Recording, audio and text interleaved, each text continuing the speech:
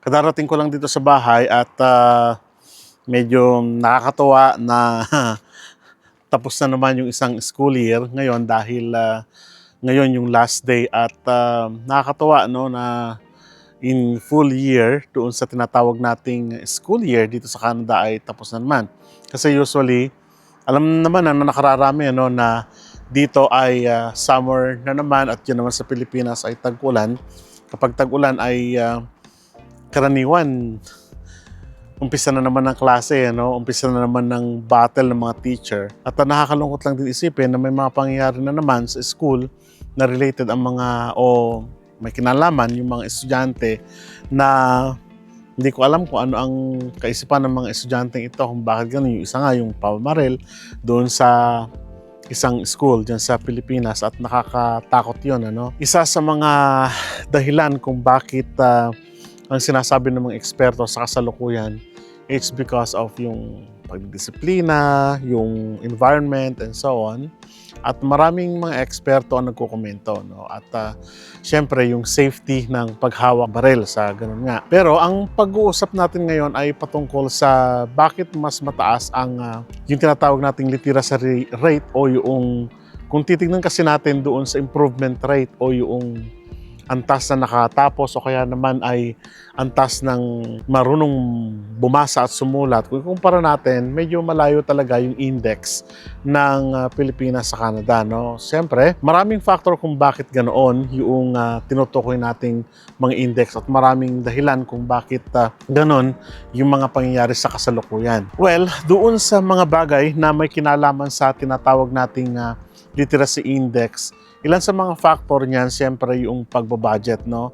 Na siyempre sa Pilipinas alam naman natin kahit na nung sabi ko nga nasa ano pa lang ako, nasa DepEd pa lang ako, ay talagang medyo may kakulangan na sa budget sa allocation siguro, hindi natin alam ng edukasyon. Kung bakit naman at sinasabi ng nakararami na isa sa mga problema ito at magbibigay ng dahilan para yung mga susunod na henerasyon ay magkaroon ng problema ay dahil na rin sa kakulangan, syempre sa salapi ng mismong mga magulang na nagpapaaral at ng mismong pamilya na gustong makatapos yung kanilang mga anak pero talagang wala nga o hindi nga, kapos nga yung tinatawag nating budget o yung pananalapi.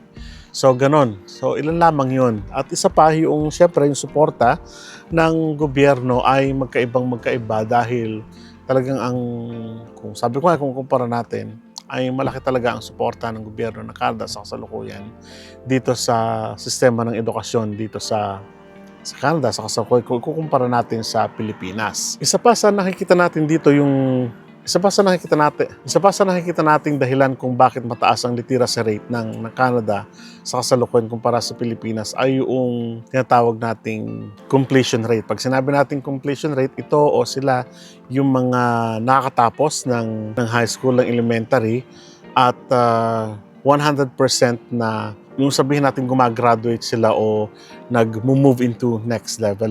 At isa pa nga dito, yung talaga nakapagpapatuloy kasi yung mga kabataan dito ng technical, vocational at sa iba't ibang field, katulad ng science, medicine, and so on, and so forth, sa mga high school o pagkatapos ng high school. So, yun yung completion rate kasi iba yung program. Ibig sabihin, mas malawak kasi yung tinatawag nating technical program at kung sa Pilipinas yung sa academic, no, mas malawak talaga kasi tinitignan nila yung iba't ibang area kung saan sila po pwedeng mag-venture pagkaraan nila makagraduate. Kasi sa atin, ang nakikita natin dito ay kulang. Siyempre, alam naman natin na medyo may kakulangan doon sa opportunity sa trabaho, pero kung titignan natin, nagfo-focus kasi tayo doon sa, hindi ko sinisisi yung dito yung Government of Canada, pero ang isa sa nakikita natin, masyado tayo nagfo-focus doon sa tinatawag nating academics and extracurriculars, pero hindi natin tinitignan global na yung competition. Although matagal ng panahon na sinasabi natin na global, pero limited pa rin tayo sa mga bagay na, let's say, makapagbibigay ng opportunity sa mga kabataan o sa mga nagnanais na makagraduate balang araw. Halimbawa na lang yung sinasabi nating technical vocational. Nag-stick tayo sa welding, nag-stick tayo sa ganon, blah blah blah. Hindi ko alam kung ano man ang program ngayon. Sabi ko, matagal na akong hindi nagtuturo dyan. But what I see here ay hindi tayo nag-expand. Again, babalik na naman tayo doon sa usapin ng, let's say, pagbabudget, dahil may kakulangan nga sa pagbabudget. Alam natin yan, ano? Dito na nga papasok yung tinatawag nating hadlang sa pag-aaral. Maraming hadlang talaga sa pag-aaral. Alam po ninyo dito, kahit nakatira ka sa malayong village o sa malayong lugar, meron pa ring transportasyon o meron pa ring busing na tinatawag natin school bus.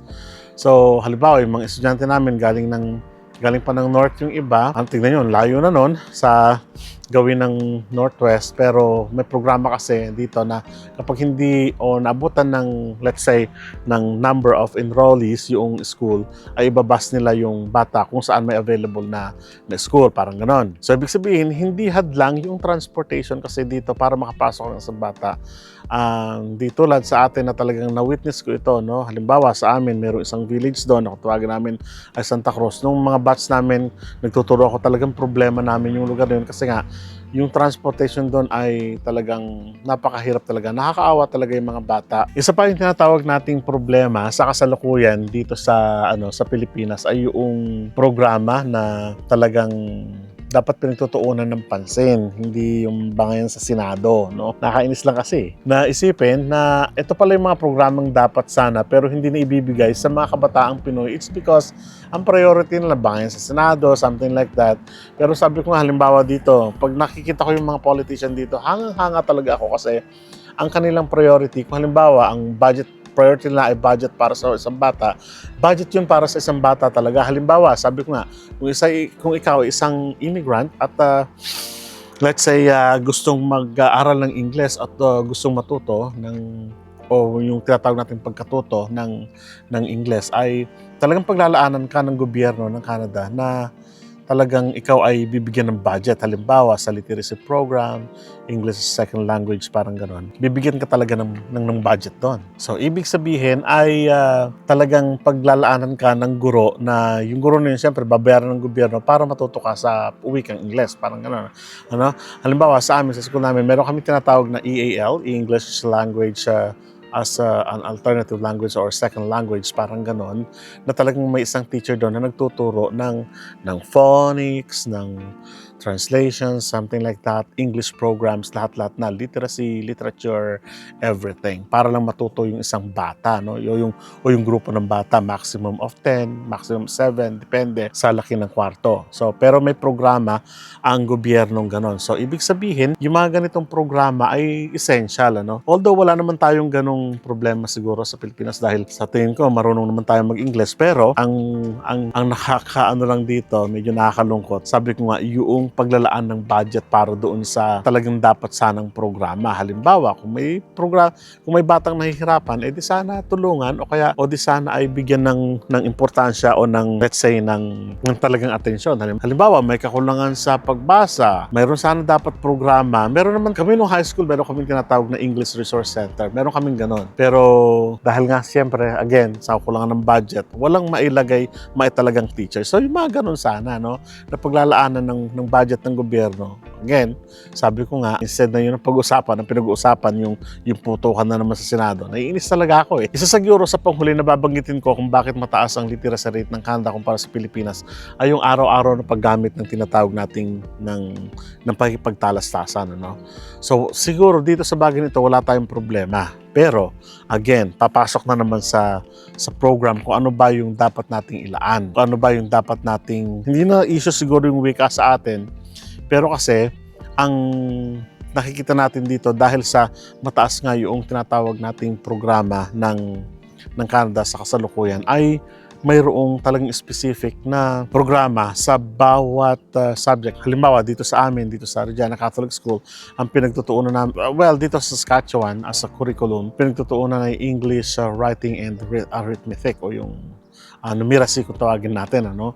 At nakikita natin, may mga exams yun, o may mga assessment yun. Halimbawa, sa writing, meron kaming ODWA, on-demand writing assessment. Sa mathematics naman, yung assessment hindi palaspas. Halimbawa, kung ang assessment lang ay tungkol sa equality, sa mathematics, equality lang.